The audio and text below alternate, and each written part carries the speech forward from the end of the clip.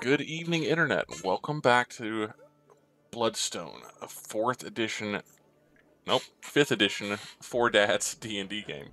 Having a little bit of trouble with my camera, it seems. Things are all up in my grill. I'm going to see if I can fix that just real quick, and then we will get going with tonight's game. Yeah, it's real strange. Real strange. But, maybe it's not going to be an issue. Maybe we will just... Get that big zoom in. Yeah, we're just going to be full on with the close-up tonight. You should put a monitor over half of your mouth. There you go. Yeah, we'll just leave that. We'll just leave it as it is. You guys just get to be real close with ponies this evening. I am 8BitPonies. I am your humble GM. Welcome back to Bloodstone. We've got Sprout back with us. Drog, welcome back to the party. Drog's been away for the last couple of weeks, and we've missed him. So, good to see you back, bud. Thank you.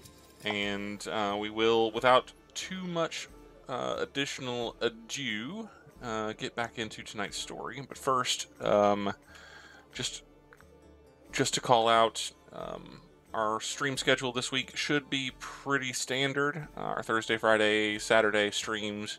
Apologies for the last-minute cancellation on this past Saturday. Hopefully, we'll be able to get back to our standard schedule this week with our 3 streams coming up later, starting on Thursday. But I think that is going to be sufficient for our announcements. So, unless any of you fellas have anything to add. Nope. Nope, ready to go. Do it. Then we will get right into the action. So, then, when last we left our intrepid group of adventurers, our party is at a party. And it has not gone exactly as I'm sure anyone has planned up to this point. The party has been, well, I guess both aspects of the party. Our adventurers have been plagued by what they believe are hallucinations, various horrible visions that have plagued them throughout this entire celebration. The celebration being the Ascension party for the new Baron of Morov, His Excellency Baron Eldrick Oaks.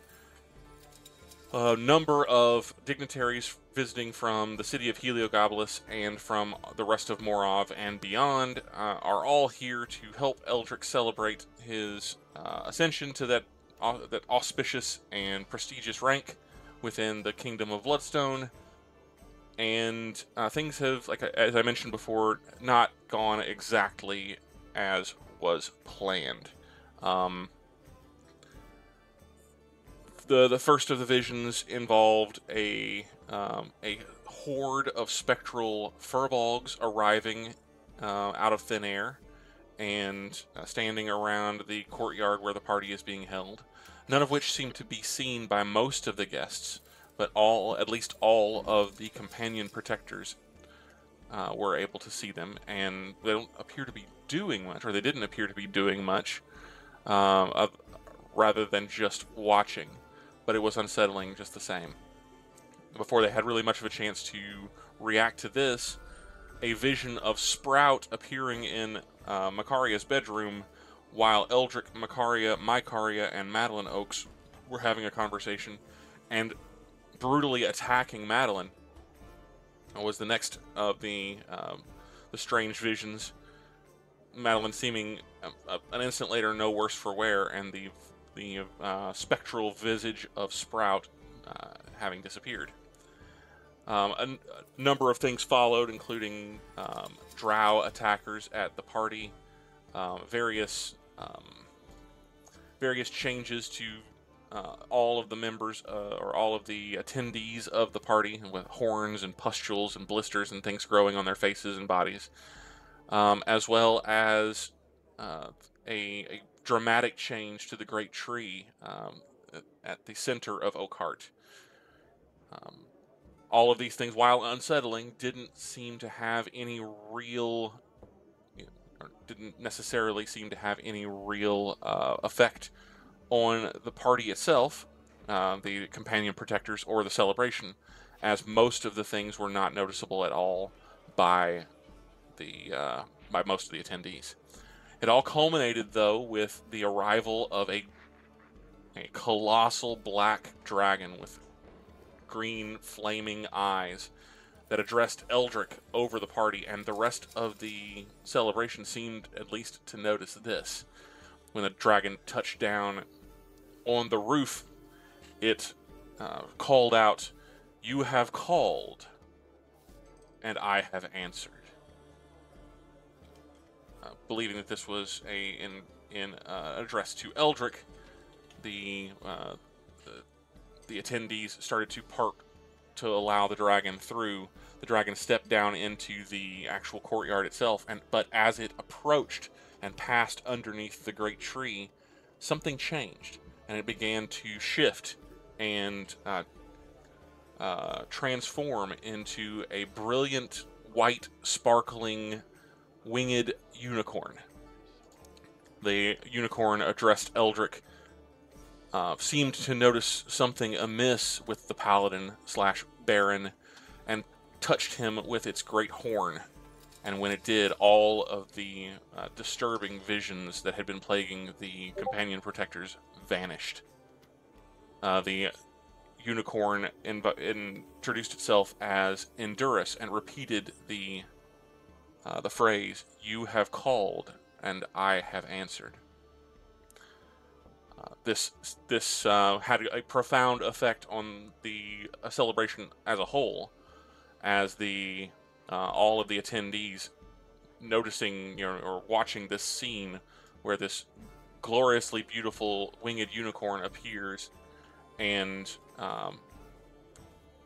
addresses Eldrick, was, we'll say, impressive, to say the very least. But when the unicorn disappeared and the sigil of Ilmater appeared in the same kind of whitish silver on Eldrick's chest, on his breastplate, the party, or the celebration, broke out in outright applause, as though this was some kind of planned stunt for their entertainment. With that concluded, Eldrick addressed the gathering once again and let them know that he would be trying to make it around to each of the individual attendees, but each in their own time. And the rest of the party started to circulate through the celebration as well, attempting to make sense of exactly what had happened. Two things in particular before we get started tonight. Sprout, you recall none of this. Well, almost none of this. You had a very different experience to the rest of the assembled party members. You saw the spectral furbolgs, and they probably unnerved you more than most, as this was not the first time you had seen them. The first time you had seen so many, for sure. There seemed to be hundreds. But as you were attempting to take this in, and you were moving into the party proper with thoros'l and Alanir, a very different sight appeared before you. The form of a spectral, undead beholder floated down from above and hovered over the party, not addressing you specifically, but observing overhead as the party continued on below. This was too much for Sprout, and not even bothering to wait and address Zax's. Sprout turned around and left. Just simply left the party. No, not a word to any of his party members, not a word to his companion Muckleberry. He just turned on his heel and put as much ground between himself and the beholder as possible. Some moments later for you, Sprout, as you made your way clear of Oakhart and realized that the beholder was not following. Only in the company, or realizing that you were only in the company of your spectral kin. Everywhere you turn, there are more. Doesn't matter how far you try to run away from Oakhart. Everywhere you look, you see dozens, hundreds perhaps. Just barely visible in some instances, but hundreds and more spectral furbolgs silently watching, and to your eye, silently judging. After several moments of you just trying to get some distance between yourself and all of this, these visions, this haunting, if you will, you hear a small voice. Hey there, Sprout. Hey, could you wait just a moment? I'm a bit slower, shorter legs than you. Hold on, please. I feel. Could you? Do you think you could wait? What do you do, Sprout? Based off of the fact that I see so many of my dead kin, and I see so much, I don't think that I would actually even hear him, much less respond to that. And I'm probably going to keep on moving in the same direction, basically to try and get away from that if I can. Okay. This goes on for quite some time, and it is, as you said, you just barely even can perceive the tiny voice of Sprout with your pulse hammering, or not Sprout, sorry, Muckleberry, with your pulse hammering in your ears, and your fear, your guilt, whatever emotion it is that drives your flight, pushing you further and further into the city. After who knows how long, they just vanish. You round a bend in an unfamiliar part of the city, perhaps unfamiliar to you. You round a bend expecting fully to see still more of your kin, and you find yourself alone, fully, truly alone in an alleyway. You turn around to look at the cluster of furbolgs that were literally just behind you as you made the turn into this alley, and they too are gone. Go ahead and make me a perception check, if you will.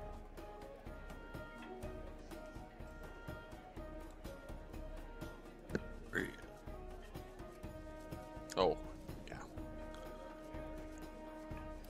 Damn. That's a 23. That is a large... Yes, okay. So then... Let's see. Okay. Yeah. So then... As you notice, you look behind you and you see no furbolgs there. You look in front of you again, no furbolgs before you, none behind. You do happen to catch a very faint, almost like a vapor or a mist that is rising and perhaps dispersing on a gentle breeze as it blows down through this alleyway. It is a greenish sort of, almost like smoke. You just happen to catch just a wisp of this greenish mist before it too vanishes. And then you hear, again, a bit louder this time. Okay, you've stopped running now? Hold on. You're a very, very difficult... Do you think we could maybe stop for a drink? Are you okay? Sprout, are you hearing me now? He's not even hearing me now, is he?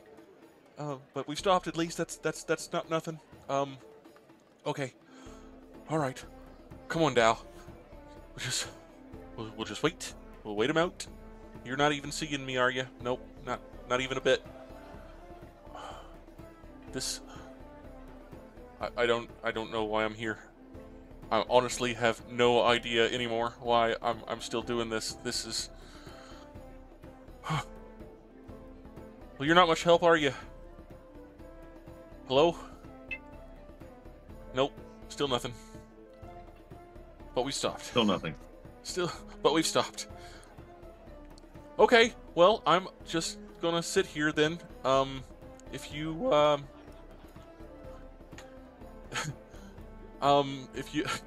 if you get going again, I'm afraid I think I might just go back to the party. But I really wish. No, okay. Stay here.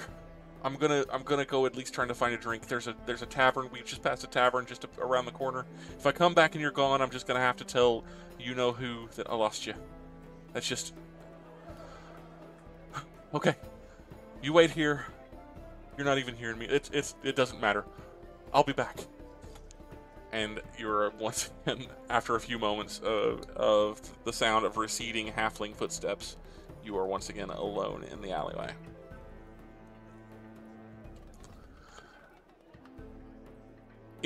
Back at Oakhart, Makaria, you are brought back to the rooms by a pair of not particularly gentle, but they're not treating you roughly either, but a pair of gentlemen you know to be the Narble twins. Escort you rather forcefully back to your rooms. And once they have you in your room, they both go to the doorways, and one of the two goes back into kind of the area that wraps around one of the chimneys that comes up over the mansion, and brings out the two chairs that are back in that area, like the drawing room and the kind of sitting room. And one of the chairs is placed in front of each of the doorways to your chambers, and each of the chairs become occupied by a Narble.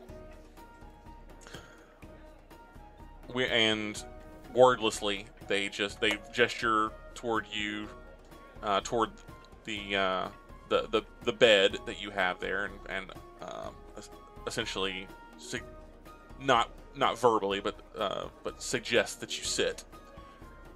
And then they whether you do or not, they each sit in a chair and simply watch.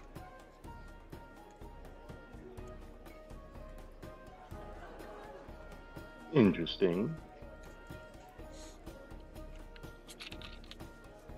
Makaria is going to walk and just pace around the entire room, making sure to get within touching distance of each one. Okay. They watch you fairly warily, but not particularly, not with particularly defensively, as if they don't have necessarily any reason to believe that you're going to try to pull anything while they have you here. They don't view you as dangerous anyway, or not regarding you so. Are you doing anything in particular beyond just pacing? Nope. I'm gonna pace for a few times because I'm gonna listen. Okay.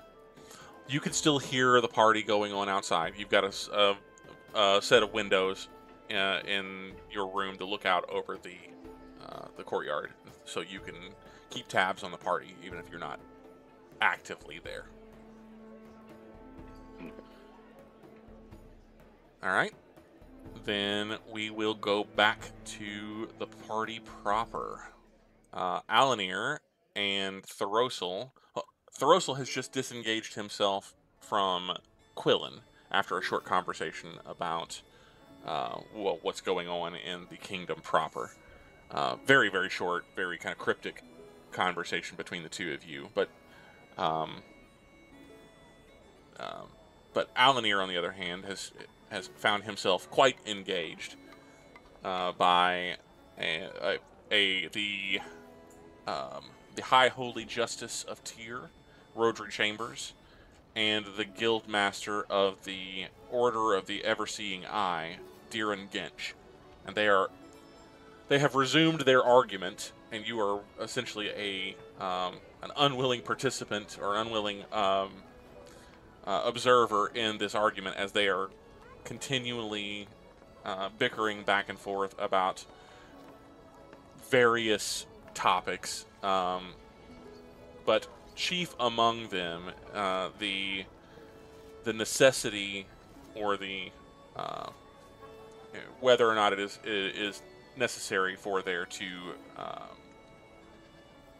have been created a mercenaries or adventurers guild in the city of Heliogabalus. One, the High Holy Justice is very much opposed to the idea, and the Guildmaster of the Ever-Seeing Eye doesn't appear to be necessarily in favor of the guild itself, but does seem to enjoy, perhaps, working up his counterpart and arguing for the sake of argument.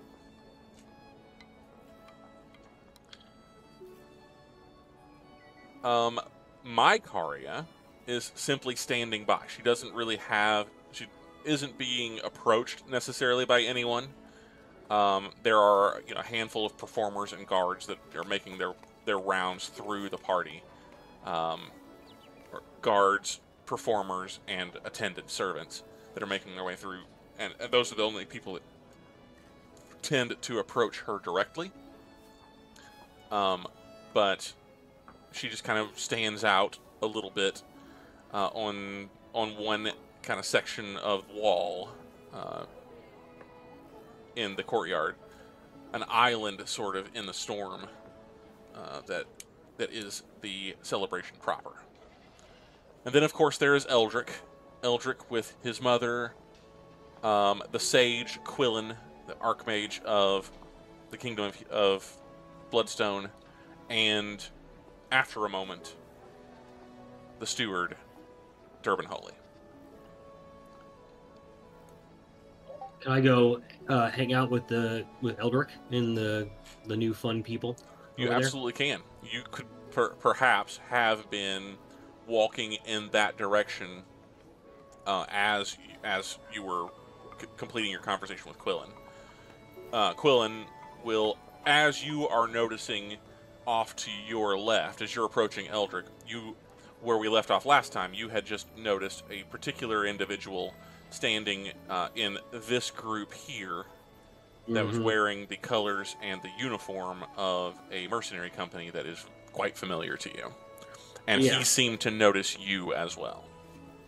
It's fine. That's fine. It's fine. It's fine. It's fine. Yeah.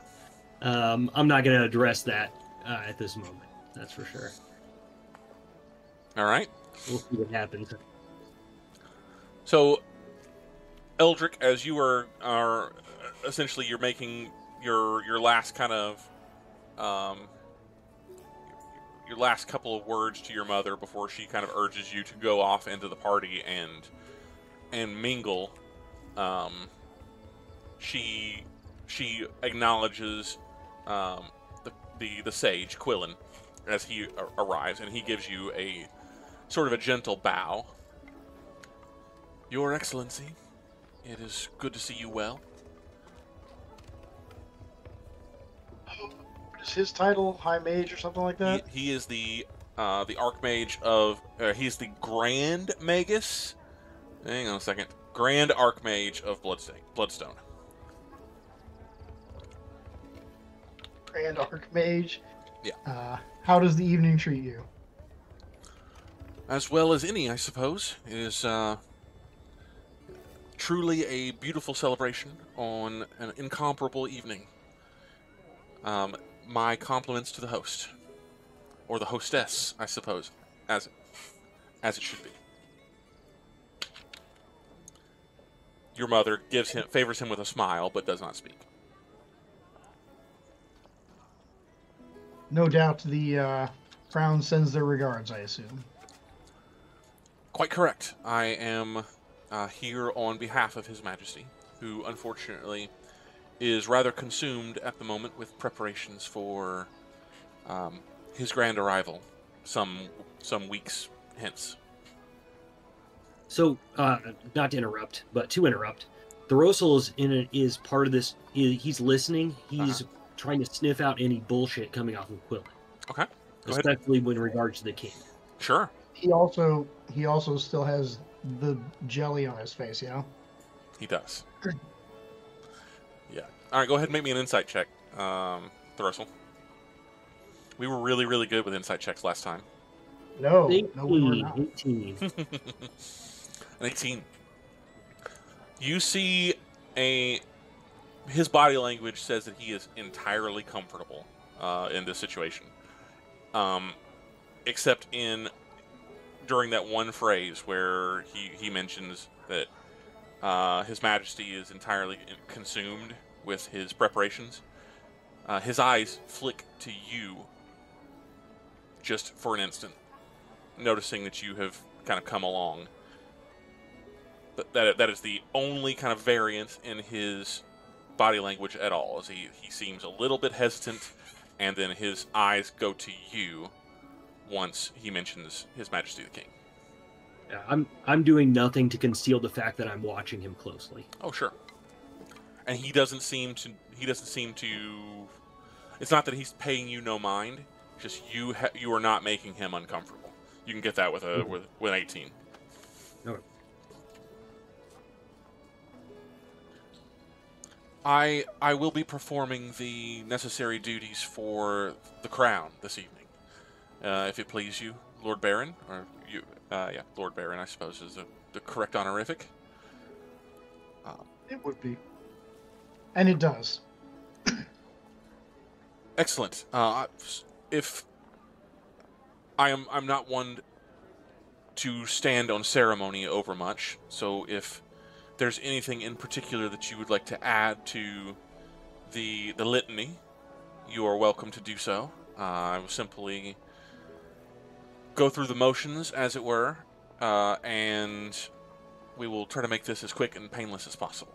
But please feel free. There you have a number of other guests. I would not wish to monopolize your time.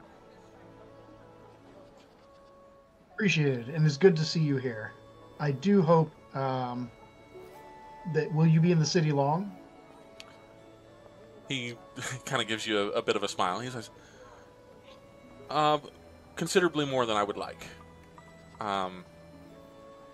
He, kind of glances away for a second, not like away from you specifically, but just kind of down at the ground. He looks a little embarrassed for a second. He said, I still make a residence here, but my heart is, well, not in the city. I suspect not. I've never been one for city walls, towers, and castles. I prefer to be out there. Indeed, and no doubt in Bloodstone Valley there are people who could use your aid. However, I do appreciate that you are here, and I hope that in whatever time it is that you are spending in the city on official duty, that we might speak again before you leave. Indeed. Your companion, I believe, had just mentioned that you would perhaps, that I would perhaps secure an audience sometime in the next few days. I very much look forward to it. Absolutely. Much to discuss.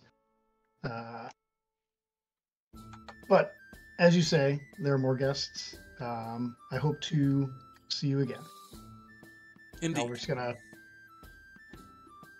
He gives you give him another a bow. nod and Mhm. I'll give him the customary I'm a noble nod thing. And then Eldrick is going to turn towards this group right here, who is conveniently located directly in his path. Okay. Conveniently so. He'll nod to his mom before he goes, because I think she was going to talk to Quillen, or at least she was talking to Quillen. She does. She kind of steps into your wake and engages with Quillen, essentially covering for you as you turn to walk away. Standing before you are a fairly large group. I say large. There's 6 people, 3 men and 3 women. One you know to be the mayor of Heliogopolis, Burgomaster Gillian Dendy. You recognize the son of an Impilturian noble that you just happen to know. He's your peer in many ways. The second son of a noble family in the southern, in the Lirabar region of Impiltur, Vaster Argentatus. More recently named the adjutant to the leader of the Heliogopolis Adventurers Guild, and, as you know, is attending on the guild's behalf. Mm-hmm.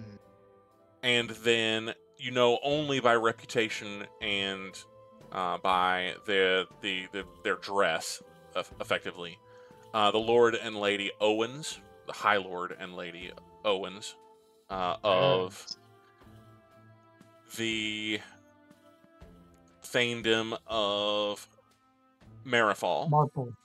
Yeah. Marithal, yep. You don't know the three other young women, but based on the family resemblance, you would imagine that they are daughters. They are all in the same sort of age range. 2 of them look uncannily similar to one another, and in fact, they're even dressed very similar.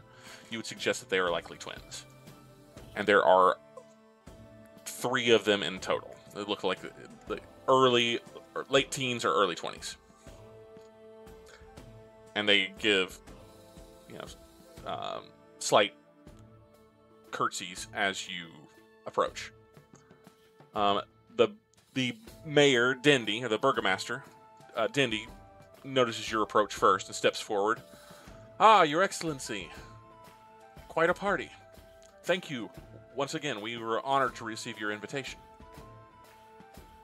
Well, we are lucky to be in your lovely city. He'll extend a hand and shake Dendy's, assuming that he...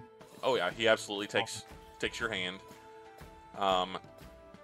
He says the Oaks family has always been a staunch pillar of our community. But your father and I have had many profitable and pleasant dealings in the past. I see that the apple has not fallen too far from the oak. Certainly not, and certainly we intend to be great citizens of this city for long to come. Certainly my new position can only be a boon in that regard. I see you are speaking with... he'll look over and he'll take a second to obviously remember protocol. Like, it's obvious that's what's happening, and he'll turn specifically to High Lord Owens, and he'll say, High Lord Owens, greetings and welcome to the House of Oaks. I hope that your stay here has been pleasant so far. Indeed it has, Your Excellency. Owens is an older gentleman. He's in his late 60s, but he doesn't really look it. He's a good-looking 60. We'll just say. He offers you a bow, as is customary, before extending his hand in for a shake, and then he gestures to his companions. You know that the Lady Owens, Lady Isabel Owens, is considerably younger than Farron. Isabel, right? Isabel, that's correct. Yep. She is likely, you don't know for absolute certain, but she is likely in her maybe early 30s. Maybe, yeah. Maybe mid 30s. Well, then Eldrick will, when he gestures toward Eldrick will greet her in whatever the customary way is. I assume it's the standard take the hand, kiss Delio. Sure. You are welcome as well, certainly. I hope that you and your retinue here have not were not troubled on the road to Helio. Indeed not, Your Excellency. It was quite comfortable travel. May I present my daughters, Chessine, Angeline, and Elita. And they each kind of curtsy again in sequence as he mentions them, and they meet your eye as they do so, but very, very kind of demurely, very shyly, and then lower their eyes as basically as a sign of respect, and if you offer a hand, then they'll take it, but they don't.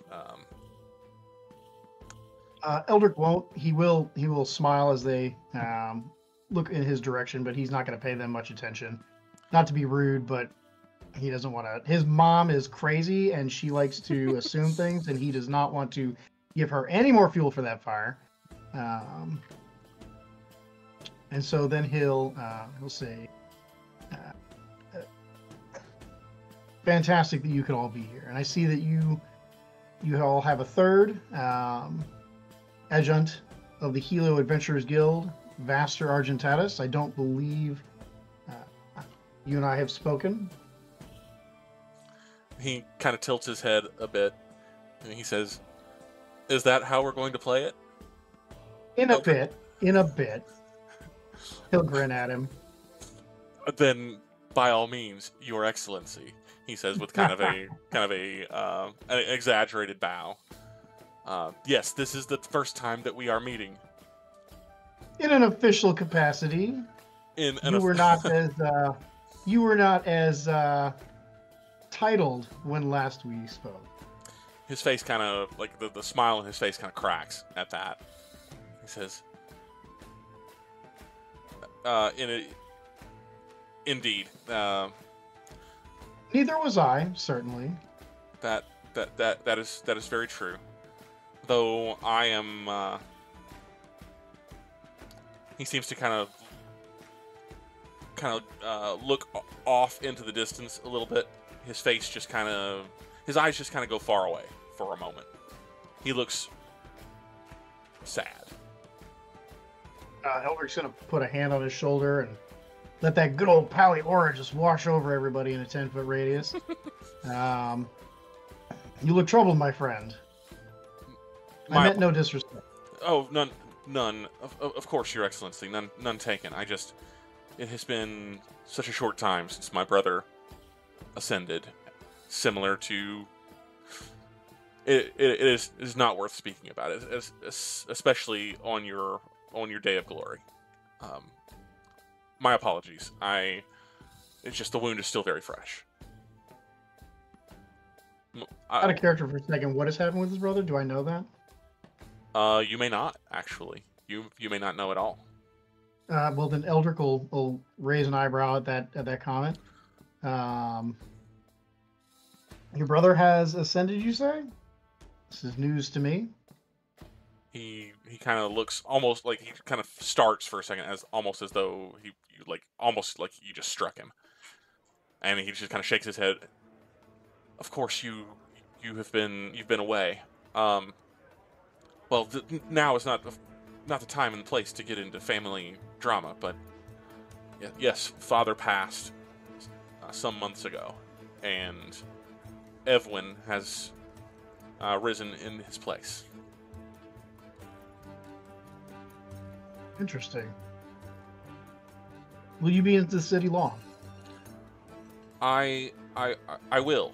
I have relocated here on a permanent basis. I serve. Certainly, but I don't know how often your position takes you out of the city. Well, therein, he kind of, a little bit of a smile comes back. Therein lies the rub. Being the Heliogopolis Adventurers Guild, he kind of glances a little nervously at the Burgomaster. Says, we don't have much license to operate far outside the city. D&D gets very, very stiff at that.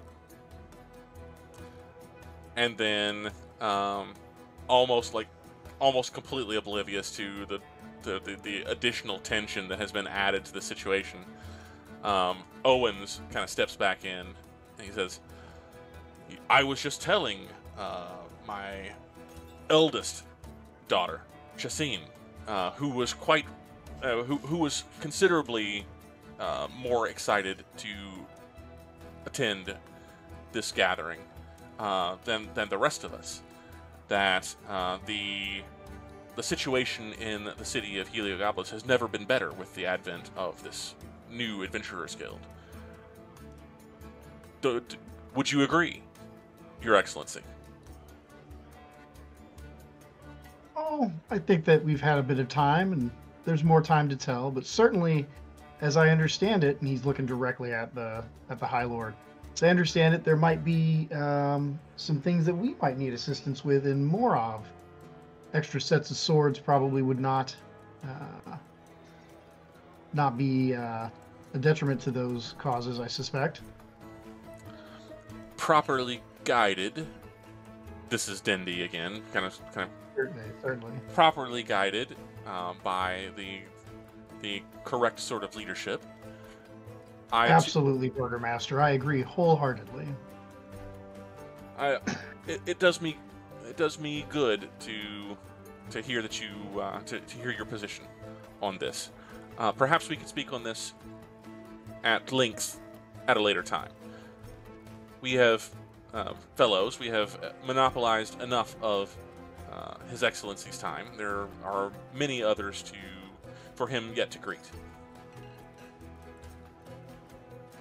Vast kind of makes eye contact and gives you a little bit of a nod, kind of like appreciative that the conversation is steered away from him and his own family drama.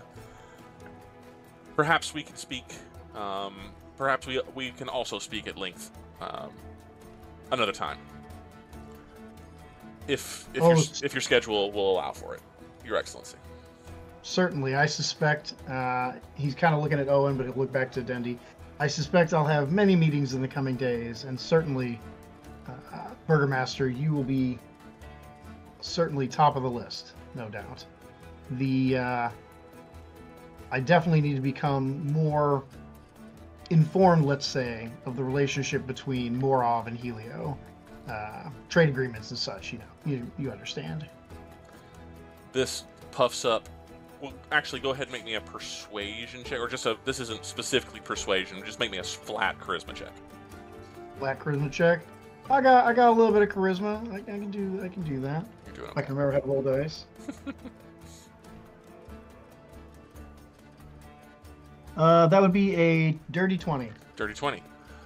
D&D puffs up a little bit at that. You acknowledging his importance and singling him out for that kind of attention. If this was a Telltale game, there would be a D&D liked that that just flashes across the screen. A wild compliment appeared, and it was super effective. Your Excellency, as one, the group of them bow, essentially as a dismissal, and part so that you can get through.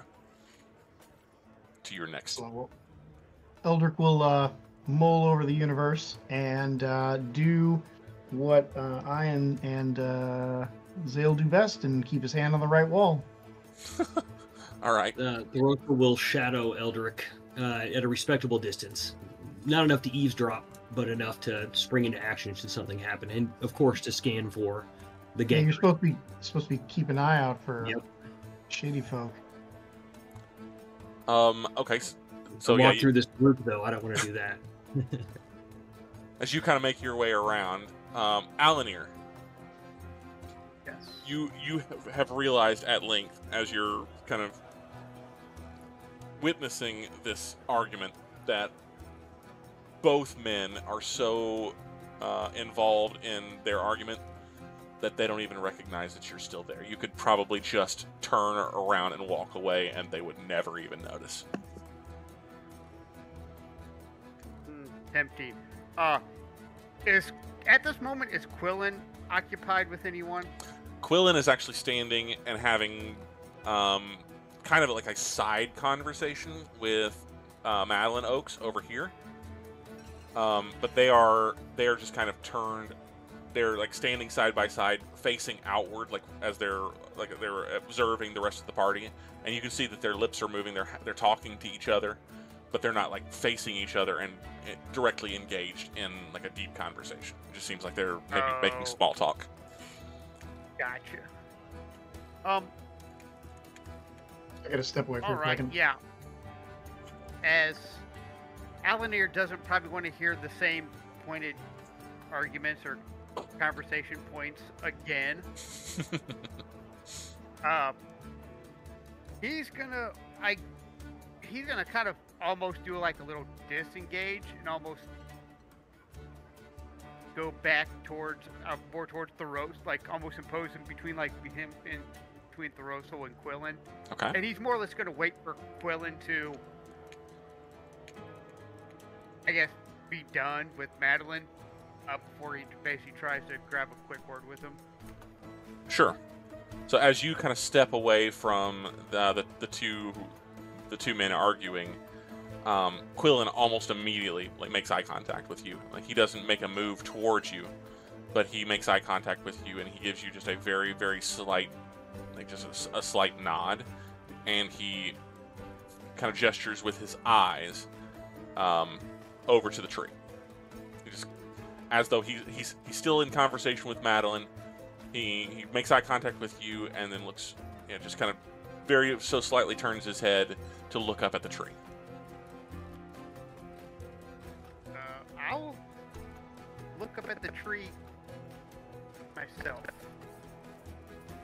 Is there anything out of the ordinary, or is it kind of like at the same time I'll kind of like go over and like walk towards the tree and kind of stand there and act like I'm admiring it?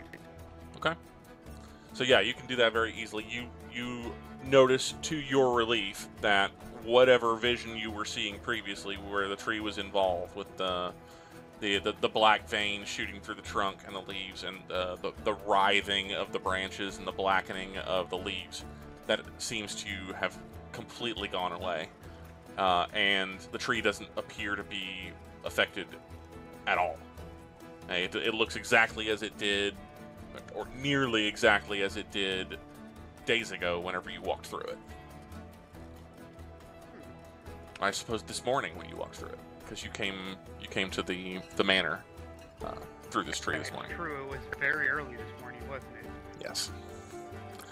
So you step over to kind of shelter beneath the tree, staying away from other people who are kind of clustered around it.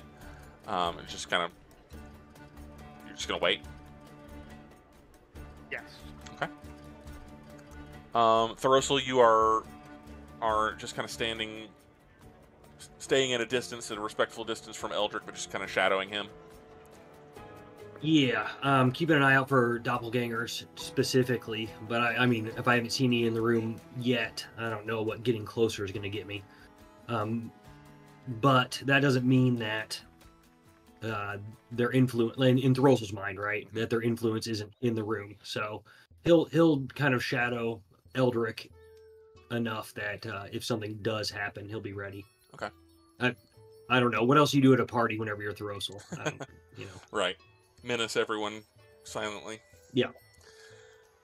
As you were kind of keeping an eye on Eldrick, but then also scanning the rest of the party, you become aware of a young girl. I say young. She's probably maybe 16 or 17, dressed in Oak's livery. Steps up, says, "Master thoros'l?" Yes. Apologies, sir. If it please you, sir, Master Holy would like a word. Oh, it's finally time. Okay. Lead the way. You kind of turn, and Holy is looming, for lack of a better word, looming behind Quillen and Madeline, just kind of standing in the doorway to the manor. And he makes eye contact with you and just kind of gestures a little bit with his head and gives you a nod. Does boss fight music start? Would you like it to? One Wing Angel begins playing. He's looking like he wants to talk to me. He looks like he wants. Well, yeah. She just told you that he would like a word. Yeah. And he very much looks expectantly at you. Yes. All right. I'll gone over and see what he wants. Okay. So you step past Madeline and Quillen, and as he sees you approaching, he seems to whisper some words to Madeline, like as though he's excusing himself, and he turns and goes back inside the manor. Would you like to roll for initiative? I don't know.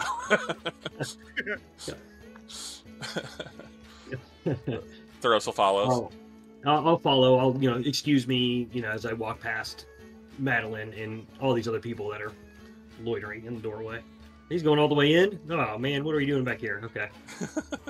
Subterfuge. Mm-hmm. So he steps inside, and as you come inside the door, he is standing at his usual place, standing by the head of the table, or I guess the foot of the table, because the head is at the other side. But he stands at where you have seen him countless other times, at the head of the table. He says, "Master thoros'l, I apologize for interrupting your enjoyment of the evening, but you asked specifically that if something were to arise that required your attention, that I should notify you immediately. Yes?" What's going on? I wish to put this delicately, sir. Your companion, the Lady Macaria, I have requested that she remain in her rooms for the remainder of the evening, as some time ago she attempted to he seems to be searching for the words.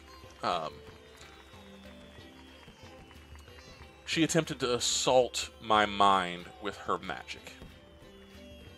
Now, while I grant that I believe her intentions were more or less pure, I responded in the way that I thought I should. I understand that the lady is, shall we say, determined, and has a sort of approach to gathering information that sometimes gets her into a bit of trouble. And while I have had no intention of allowing such an assault on myself, harboring such a thing or not responding in such a way would suggest that such behavior would be accepted at this evening's gathering. Do you understand? Should I have acted otherwise? thoros'l kind of crosses his arms.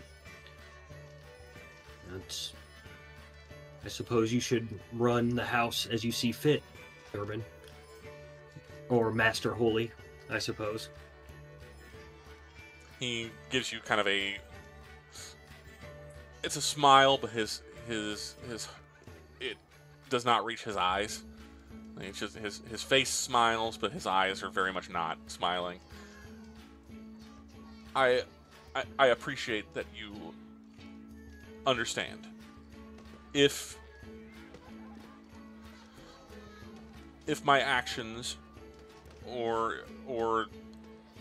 my determination of what to do with the Lady Macaria should be rethought, I leave it in your hands. I'm not Macaria's keeper. Trust me on that. And if she doesn't wish to be in wherever you put her, I guarantee she won't be there for long. I simply requested that she return to her rooms and stay there. She's with an escort to ensure that she is not bothered until she has the opportunity to recover herself, I suppose. No harm will come to her. Oh, I'm sure of that. Is there anything else? No, sir. As I stated before, I just simply thought that you should know.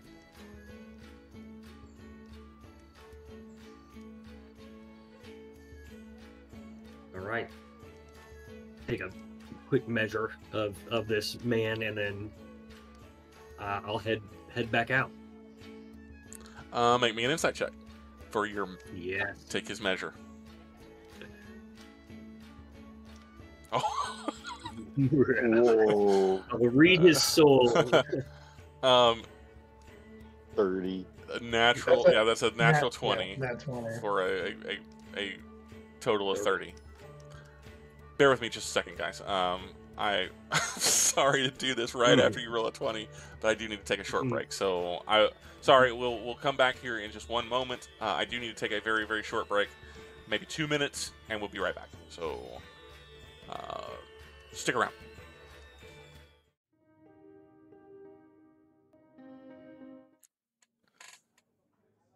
Welcome back. Apologies for the necessary break, but we are back. We'll wrap this thing up here. Get back into the action.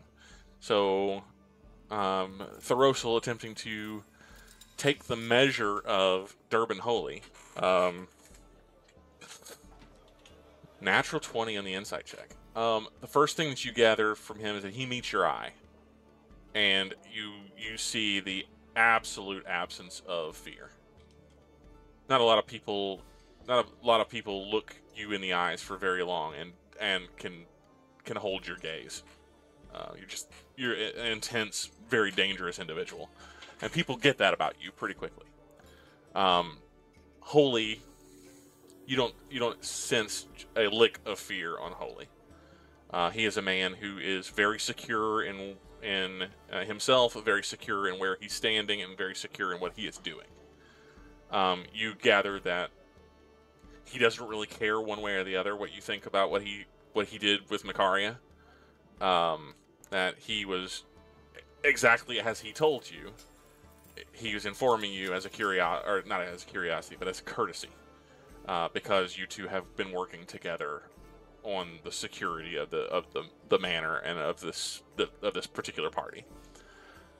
You don't gather that you don't get any like I don't know, like villainous undertones, I guess. He's not overly aggressive. He doesn't appear to be trying to hide anything from you in this conversation. It's just he's very matter of fact. He's very he's secure is the right word. He is just very secure in his position and what he's doing. So, I'll stop from turning to leave kind of as that insight comes to me, and it gets a little bit of respect for the just pure lack of fear and all that. And I'll say, turn back to Durban. Look, we're both here to make sure Eldrick is safe, and I appreciate that. But whatever Makaria was trying to do, it was probably for the same reason.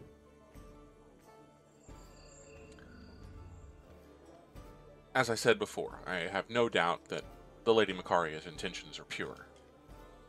It is merely her methods that I wish to, well, shall we say, restrain.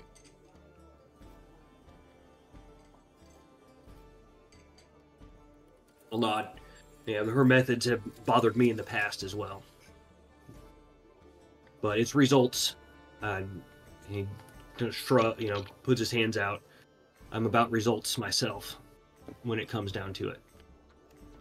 But out of respect for you and what you are trying to do here, I haven't seen anything out of the ordinary at all in the party, and call me suspicious, but that alone makes me nervous.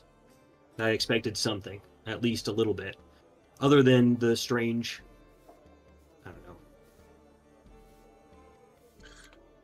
That's beside the point.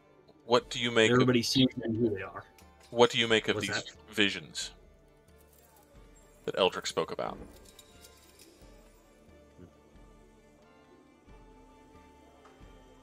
I'm unsure. Do you But believe? they're gone, as far as I can tell. Noted. If they represented some sort of threat, either the card has been played, or perhaps the threat has passed. I invite you to remain vigilant, as will I. Nod. This isn't my arena, to be fair. This place is, rubbing elbows and whatever with nobles isn't my thing. You might have more of a jump on the situation than I do, but I'll be watching. He gives you a nod, and there's a little bit of satisfaction in his eyes at that. His expression is still very passive, very neutral, but you can see, again, trading on a natural 20. He derives no small amount of satisfaction from you essentially deferring to him in this arena, as it is his arena. Yeah, and that's fair. He gets that for sure. I'll give him a little nod and start making my way out.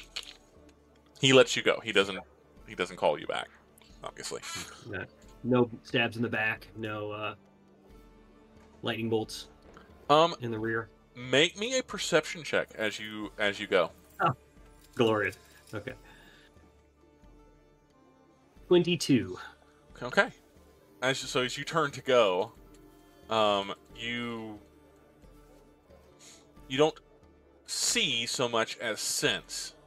There is someone standing in the corner here, invisibly. I don't see them with true sight. Well, you do see them, but it's the kind of the moment. They weren't there before. Mm-hmm. And you kind of brush past them for you.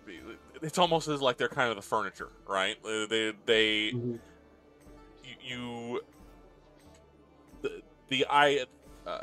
The part that you didn't notice right away is that as you're getting used to the true seeing, you didn't realize that they were standing there invisibly. You saw them as you walked past, and there's just a moment as you, oh right, it's a Oak's house guard who is standing there invisibly. Mm-hmm. That's it. Glorious. Okay, well, I'm going to go into the room here and I guess walk past these faces. Yeah, there's considerably more room there than the icons would suggest. I mean, Right, these are right. so you got plenty of room to do so. Makaria, before we get back to Eldrick, and I want to get back to Eldrick, Makaria, any change in your situation at all? No, because I am 100% sure at the moment that they have a counterspell. The more important thing is no one's screaming, and I can see down into the courtyard, so Yeah. I'm okay. Okay. So you're just hanging out.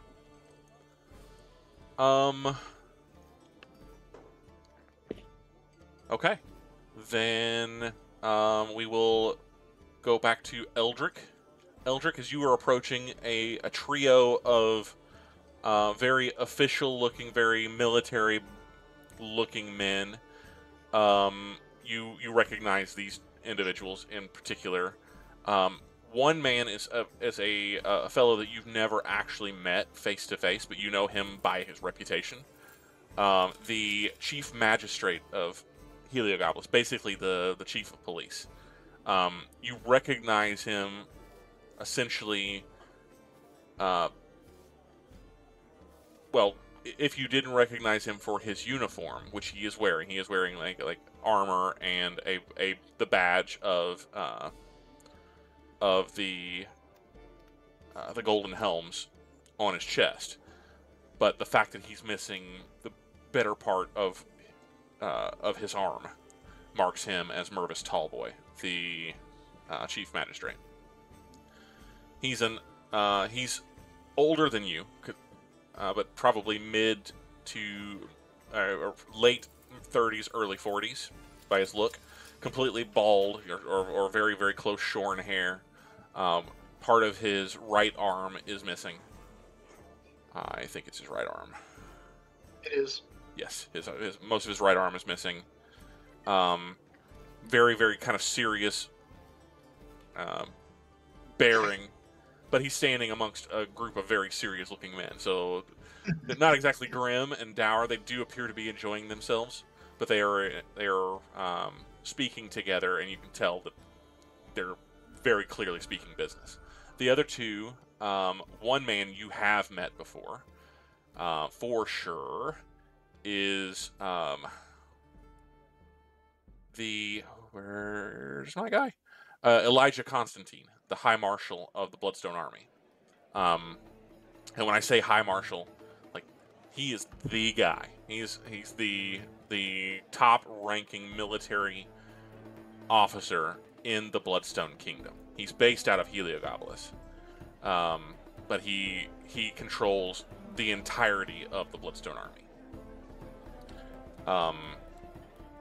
You don't know him well. You've met him probably, but you don't know him well. You know, in that you were a member of the Bloodstone Army for a portion of your life. You know of him. You've probably seen him. You even probably met him at one point in time, but you don't know him well. He's in his mid-60s. Same very serious look on his face.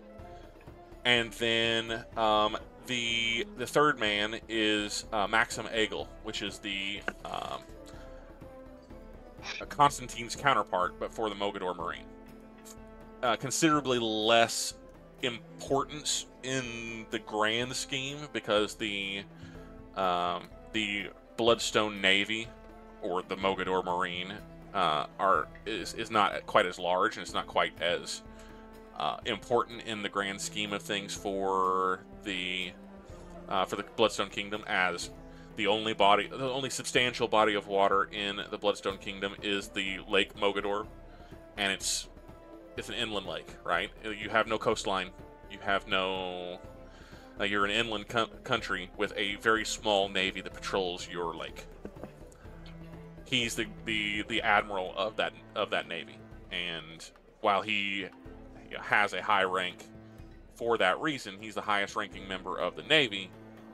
The Navy is, kind of pales in comparison in importance, or at least traditionally, to the Army. They're engaged in conversation, which stops immediately, and two of the three men immediately raise a salute, a military salute, as you approach. The third, the Admiral, snaps the same salute, but maybe a full 3 or 4 seconds later. I'll definitely turn your salute. Greetings, gentlemen. I think I have perhaps enlightenment in this group than the rest of the crowd. All three men kind of bow and give cursory, Your Excellency. Eldrick's a little uncomfortable by that, but he doesn't say anything. High Marshal Constantine, Chief Magistrate Tallboy, Admiral Eigel, greetings, and I hope that you are enjoying the evening. You are welcome in this home tonight, and I suspect for the remainder of the evening. I don't think that it will wrap up soon after the official red tape is all done. They all kind of give you nods, and it is Tallboy who speaks up first. He says, "Of course, Baron, the honor is ours. Thank you so much for the invitation. It is a great honor to be in your presence at your lovely home." This guy is stiff. He is as stiff as they come. I guess it does say analytical. Eldrick will nod to that. I don't know how long you fine gentlemen, he'll be gesturing to the two gentlemen who aren't originally from here, because Tallboy obviously works here, will be in the city, but no doubt as I'm getting the ropes of Morov's situation under my belt, I will hope to be able to speak to each of you. You, Chief Tallboy, to certainly make sure that the security of Helio, as much as Morov is tangentially responsible for that, is guaranteed, and both of you fine gentlemen, as well, let's just be honest, you all have much more experience under your belts than I do, and I would be remiss if I missed an opportunity to pick your brains if you are in the city for any amount of time. It's Constantine that speaks up this time, and he kind of gives you.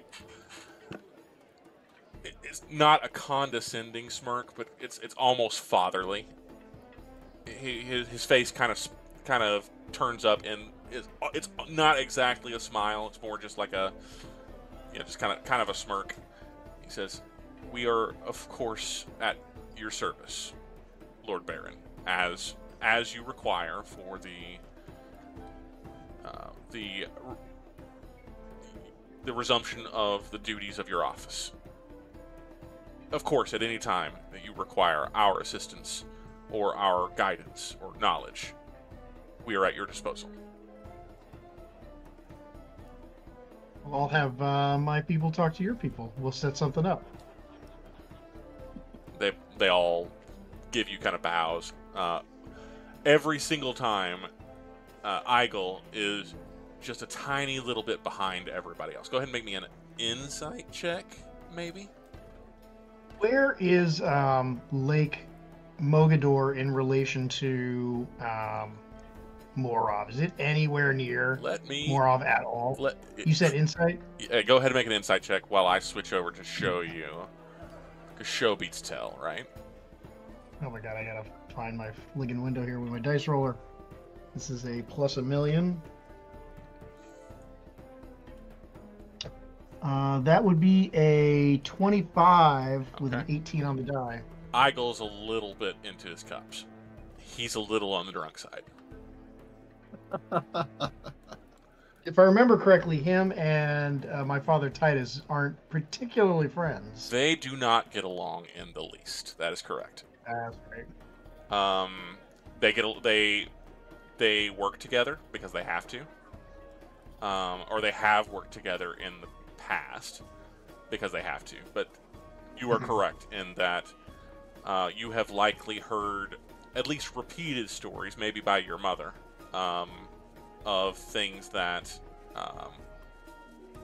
your father has said about Admiral Maxim Eigel, and they have not all been complimentary. I gotcha. So looking looking at this map, I'm assuming Lake Mogador is more or less south of the city, and Morov is north of it. So Basically, that is correct. Yes. So, maybe I've got a better map for you. Yeah, here's one. So let's go to make sure that this is the best one that I can do. I need to pull up a better map, just in general. All right. So right in. Well, no, that's not it. Yes, it is. I need to switch over to this one. be right here, wouldn't it? Yes. So Morov is this area. This area between these two rivers. All of Morov fits in between these two rivers and goes up basically to where the southern area of the mountains that come down the Galenas there. Yeah, so it comes up to about to the northern border of Morov, meets the southern regions of those mountains there, and all the way down to the lake. So while Heliogabalus sits on the lake, that the body of water that is directly south of the Beaumaris River comes down and empties out into the Lake Mogador. So, yeah. But yes, the at least part of the southern border of Morov is made up by the shores of Lake Mogador. Gotcha. They wouldn't technically be considered part of Morov. No more than Heliogabalus is. That is correct. Gotcha. The All right. Well, the lake itself is, for all intents and purposes, divided. Where if you're on the lake and you're within 1 mile of a particular city, you're within that city's waters or that barony's waters. Out in the middle of the lake, away from all of that, you're technically not in any of the baronies. You're just in the kingdom. That's considered Bloodstone waters. Gotcha. Sounds about right. Yeah. All right. Well, Eldrick will nod to these gentlemen, having thanked them for coming and invited them to chat later. And he'll say, well, I guess I better get back to the fancy party. I wish all three of you the best this evening. You get a kind of a smattering of the return, the return to that from all three men. Tallboy and Constantine snap salutes, and then a few seconds later, Egil remembers that he needs to do that as well, and all three of them essentially withdraw to make way for you to move on. And I'll do so. Where would you like to go next? I'm following the right wall. It's going to take me a second to pull up these four individuals' profiles. All right, so you've got Race Alarin, who is the... Oh no, this is the group. the High Lord over the Banakath Thaindom, which is where you are now. I guess technically Heliogabalus is on the outskirts of the Banakath Thaindom, but it is entirely surrounded by Banakath. And then you have the lady Lana Beeling, who you know. You have a man who you have not met up to this point in time. He is a younger than his other military counterparts, but very clearly in military dress as well. He's the guy I'm looking for. He wears armor. There are a couple of other gentlemen who are in full armor as well. Mostly the two or three of the priests. The Battle Lord of Tempest is wearing armor. The High Holy Justice of Tyr is wearing armor. And this man is wearing armor. But those are the only three that you can see. Yeah, I'm assuming this man has a very specific set of insignia on him, yeah? He does indeed, and you recognize very recently, you recognize the sigil of the Wardens of the White Tree. This is Marshal Sebastian Killian. Oh yeah, it is. And then standing across from him is a woman who you recognize. Once again, you've seen her before. You actually made eye contact with her earlier, but you have not officially met her yet. Her name is Lady, technically Grand Master Basra Fuling of the Order of the Golden Cup. Your direct superior, technically, now that you are to be knighted into the order. Oof. I'm gonna have to contemplate how those allegiances work out when I'm a baron and a knight. Indeed. Oh, man. So let's go back around the room again. thoros'l, are you? I'm gonna step away for a half second again. Sorry. You got to do what you got to do. thoros'l, what you doing? You still just you're not engaging with anybody else necessarily. No, thoros'l doesn't really have interest to. Yeah, I mean, Pardik is at the party, right? Pardik is. Look for Pardik. You do see Pardik. He's standing across the courtyard with two younger women, both dressed in what looks like priestly vestments of various faiths. Great. And he's full Pardik. Great. Right. He's doing the Pardik thing. He's attempting to be charming and is probably very successful. The two women that he's talking to seem to be engaged with him, and he's just doing the Pardik thing, doing what he does. Yep. Other than that, just scanning the room and sticking near-ish Eldrick. As you do, you're kind of scanning through. You clock Pardik. You clock Eldrick first, then you look past Eldrick to Pardik, and you're scanning across the room, and you come face to face with, still several feet away, on basically underneath the boughs of the great tree. You see a group of two men and two women that are standing together. They're talking. You don't recognize either of the men. You don't recognize one of the women, but as you're kind of scanning them, your eyes fall on Miranda, and you make eye contact very briefly, and she gives you a small smile and a bit of a nod. A courteous nod back. What about Alanir?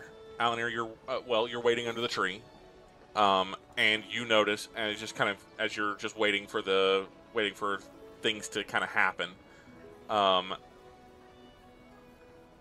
your quarry, I guess, Quillen, seems to wrap up his conversation, gives the Lady Oaks a bow, and disengages and starts to walk your direction. All right, yeah, I'll kind of sit there and wait for his approach. He gives you a nod, but he walks past, and walks to actually put a hand on the trunk of the tree.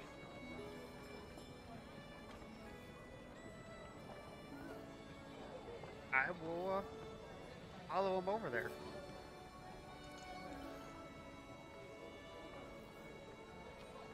Now, does it look like you just touching the tree, or does it look like a spell might be going off soon? Make me a nature or arcana check. I think we all know which one this is probably going to go.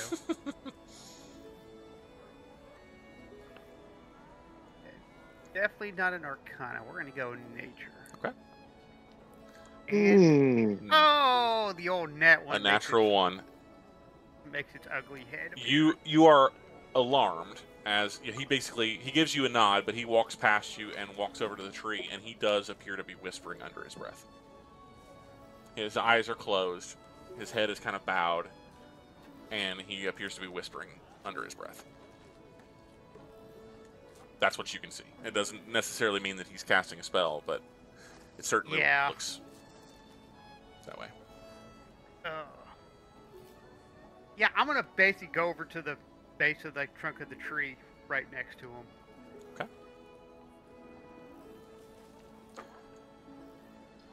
And since I don't know if he's casting a spell or not, I won't interrupt him since I, Okay. know that would interrupt something. But I'll go over there and kind of put a hand on the trunk as well. Okay. A moment passes, and he kind of lowers his hand, and he turns to face you, and he says, It has been some time. It's always good to be in the presence of old friends. Yes, I haven't got a chance to thank you yet for your help with the last problem I had. He gives you a nod and says, and a small chuckle, and he says, Though I have treasured your friendship, Ather, I was referring to our mutual companion here. And he glances at the tree. A fine tree. I've gazed upon it many times myself since being able to enter this manor. Did you know that I was here when it was transplanted?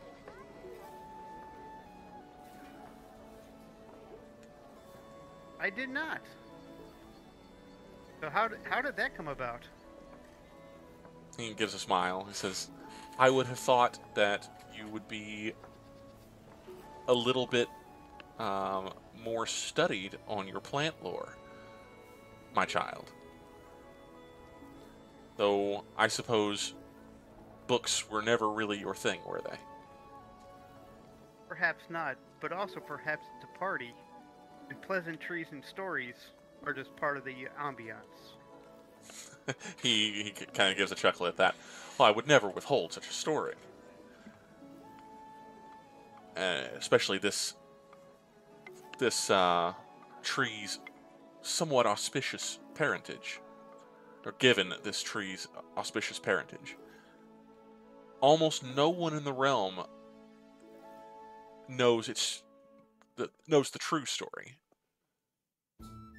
and none would believe, even if they had, as this tree has not always been here. Sure, there's always been an oak at the center of Oakheart, but this one is not the original oak.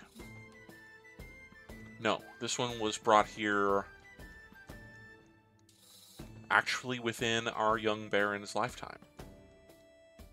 A gift, actually, from His Majesty to Lord Oaks, well, Lord and Lady Oaks, for their austere service during the Bloodstone Wars. Do the color of the leaves seem familiar at all? As you're looking at them, they start to, yes. It's very clearly not the same. Not the same, like, the same color. There are significant differences. Like, it's not pure gold like you have seen before. But you could fathom a guess that, yeah, it is very possible. This could have been transplanted here from the white tree itself. That's been kind of my guess since the first time I saw the actual, or you described the tree. Yeah, you know of no such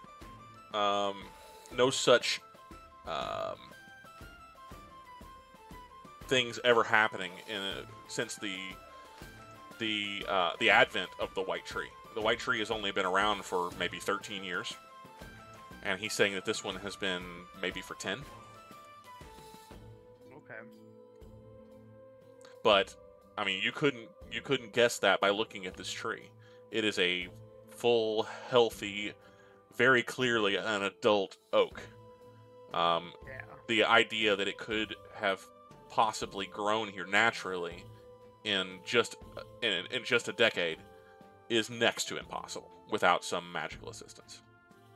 Well, yeah, based on his last comment, I'll be like, well, then clearly its growth had to have been aided. Very astute, indeed. I oversaw its transplant, its planting personally. such was my honor. So you see, there is a great deal more invested in our young Baron than even you may have realized. And certainly more than he realizes.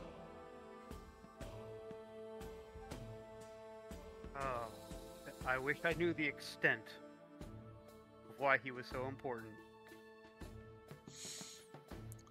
I have heard that very phrase uttered multiple times before by your own mentor.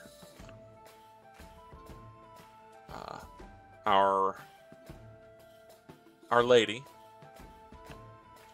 has often bemoaned her husband's choice to plant a tree so far south, so far away from Bloodstone Valley, so far away from this tree's father, I suppose we should say.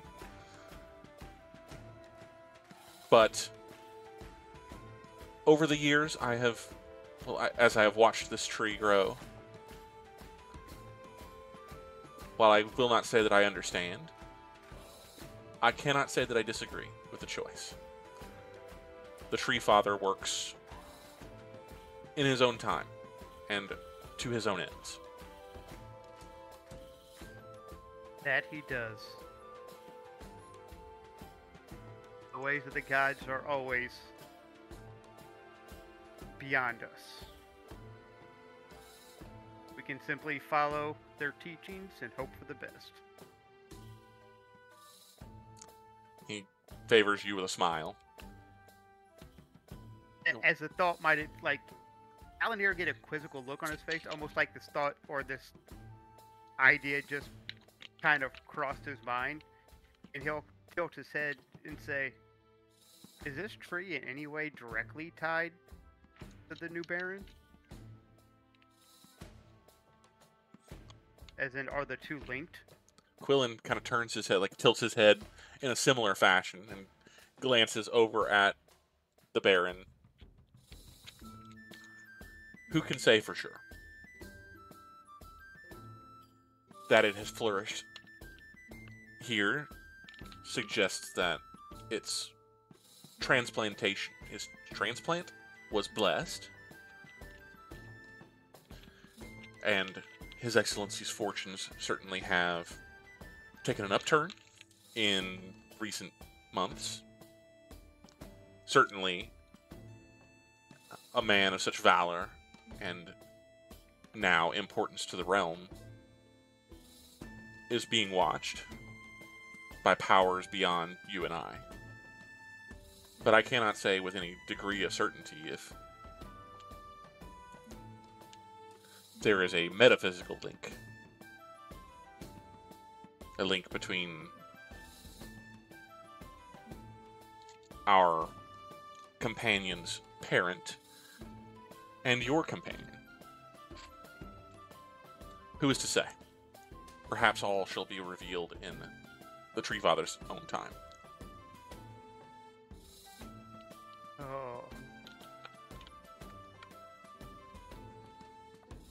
Well, I must say, I would like the chance to speak with you in private after this party or first thing in the morning. I have another matter that is, let's just say, extremely dire that I must speak with you about. I have heard quite a number of stories. He kind of picks up his voice a little bit as though he kind of talks right on over what you said. And I've heard quite a number of stories in the songs of birds of late. I would be very interested in sharing some of that with you. You can learn a lot from the call of our feathered friends. If you just listen. That you can.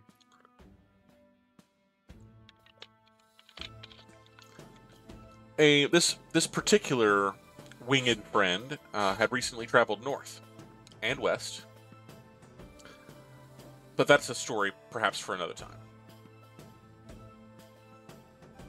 Perhaps. Well, it has certainly been good to see you again, Arthur. It's always a pleasure. I hope you are well, and your travels have not taxed you too greatly.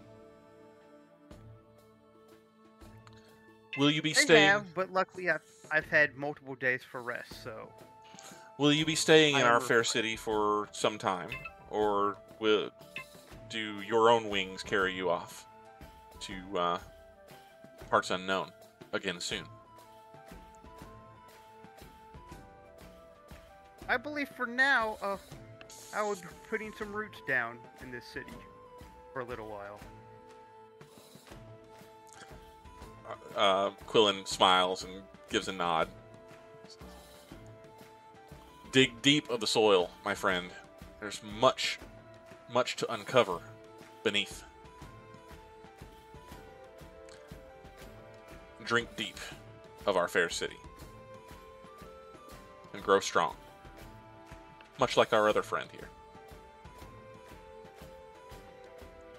Now, if you'll excuse me, nature has an undeniable call, and I am afraid, answer. Of course. Please enjoy the party. And you as well, my friend. I'll give him a slight bow. And he returns it.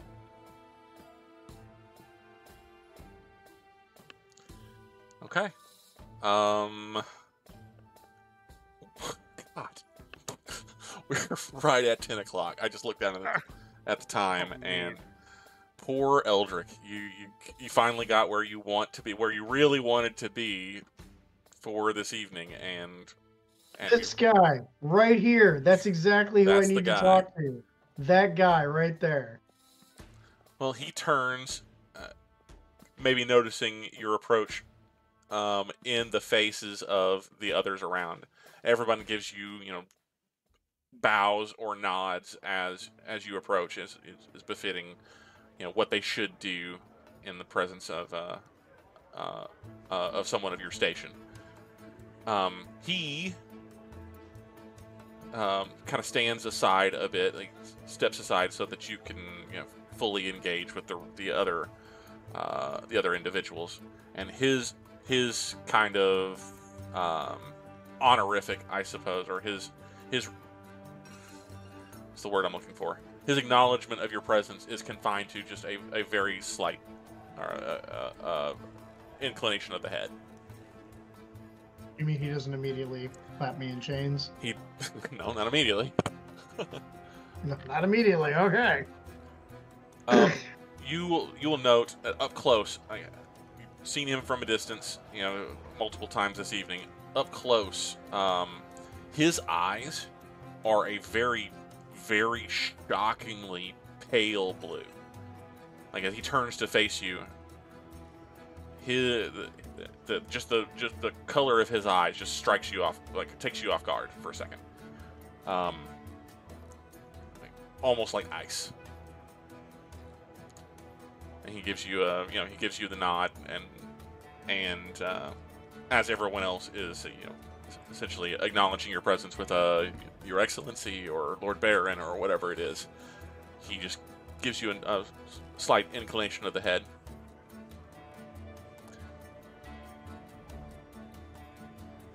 Yeah, that tracks.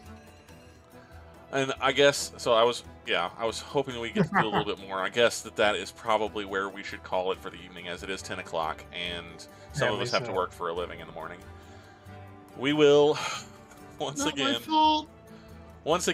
we will we'll stop there, and far in advance of where I wanted to be, but far behind, I guess, where I wanted to be this evening. But next time we will pick up right here with Eldrick and Killian meeting face to face for the first time. And we'll roll for initiative, because why not? Thanks to everybody who Those came out tonight. reasons. I apologize. Social combat. If this is not the style of D&D that you're used to, yeah, my apologies. This is something that has kind of been building for us for a very, very long time. This party, whenever we started streaming, this was one of the first things that was on our horizon. Now that the horizon is here, we're just kind of soaking it in. There's a lot of things that are going on that the characters and the players, I'm sure, have been very very excited about getting the opportunity to delve into a little bit. And so if some of these sessions seem a little bit slower or with a little less action, that's why. It's because we are so invested. 14 years we're invested in this plot, and this is how we get kind of some of the resolution of some of that stuff. So stick with us. I promise you, there's more hits to come. There's a lot still, even at tonight's celebration. There's a lot more to come. But bear with us through the social combat, I guess, and we'll get to more of the action. I'm certain, with thoros'l at a party, I'm certain that the action is not far behind. Have a great night, everybody. Make sure to come back and check us out on Thursday, Friday, and Saturday this week for our League streams. Otherwise, if League is not your thing, then be back with us next Tuesday, the 17th, for more Bloodstone action. Have a great night. Adios, everybody.